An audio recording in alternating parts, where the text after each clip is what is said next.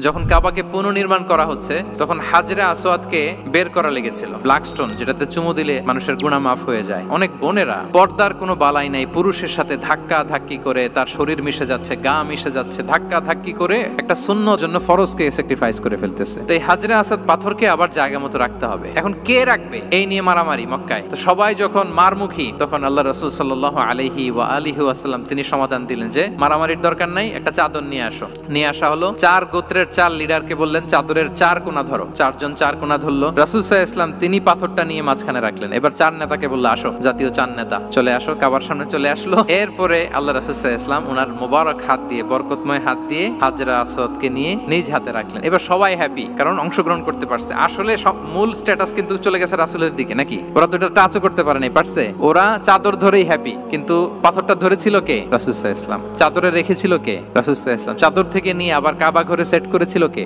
রাসূলুল্লাহ সাল্লাল্লাহু আলাইহি ওয়া আলিহি ওয়াসাল্লাম। এভাবে উনি কনফ্লিক্ট রিজলভ করতেন থ্রু হিজ উইজডম, ওনার প্রজ্ঞার মধ্য দিয়ে।